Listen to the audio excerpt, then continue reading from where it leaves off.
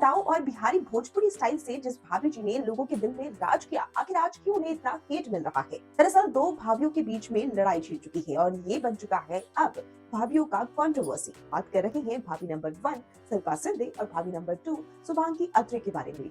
दरअसल भाभी जी घर पर हैं, जो एक पॉपुलर शो है और इसमें भाभी जी का किरदार निभाने वाली शिल्पा शिंदे, जो शुरुआत में भाभी जी के किरदार में नजर आई और लोगों को काफी पसंद आई, अचानक से शो को छोड़कर चली जाती है और फिर शो में एंट्री लेती है शुभांगी अत्रे। वैसे तो भाभी जी का किरदार इतना अलग और इतना अच्छा रहा है कि इस किरदार की वजह से ही इस शो को काफी ज्यादा पसंद किया गया।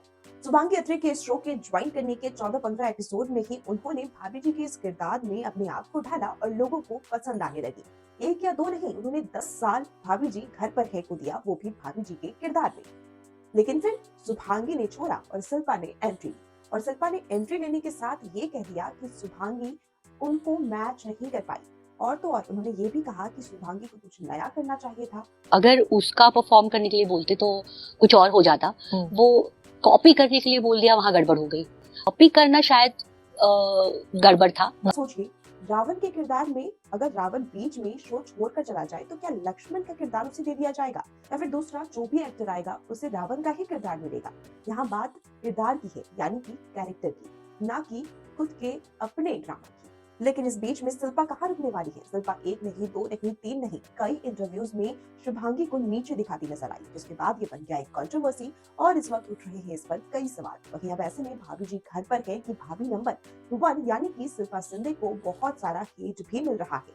इन सबके बीच में शुभांगी अत्रे से जब कुछ सवाल किए गए तो भी शुभांगी बहुत ही अच्छी तरीके से ये कहती नजर आई कि शिल्पा एक अच्छी एक्ट्रेस है। और इतना ही नहीं, शुभांगी ने हर बार इस शो और शिल्पा को लेकर के अच्छी बातें ही कही। बट मैं कॉपी कर ही नहीं रही हूँ। देखिए, जब शिल्पा ने ये बात कही थी तो मैंने उनको जवाब भी दिया था कि जैसे वो पर्सनल लाइफ में I am not copying Shilpa Shinde, I am doing whatever is in the frame of Angoori Bhabhi. So अगर अंगूरी भाभी भोजपुरी बोलती है तो I have to speak in Bhojpuri. मैं उसकी लैंग्वेज तो चेंज नहीं कर सकती। और आप फील करेंगे शिल्पा के एपिसोड्स और मेरे एपिसोड्स में तो हर इंसान अपनी इंडिविजुअलिटी किसी कैरेक्टर में डालता है, and I have put my individuality in that character. लेकिन शिल्पा कहाँ थमने वाली है? शिल्पा लगातार मुझे कॉपी किया यही कह रही है। और हद तो तब हो गई जब इनके को स्टार्स ने कहा कि भाभी नंबर 1 ओजी भाभी है। जरा सोचिए, शुभांगी जिसने इतने साल इस शो को दिए और भाभी जी के नाम पर लोगों के दिल में जगह बना ली, उसे शो से जाने के बाद इतना हेट क्यों? हालांकि जब शिल्पा के इस व्यवहार को लेकर के कई तरह के सवाल उठने लगे और लोग इस पर जवाब देने लगे, शिल्पा ने इस पर एक्सप्लेनेशन भी दिया है और इसमें क्या कुछ कह रही है वो भी सुन लीजिए। कि कॉमेडी कोई आसान काम नहीं है।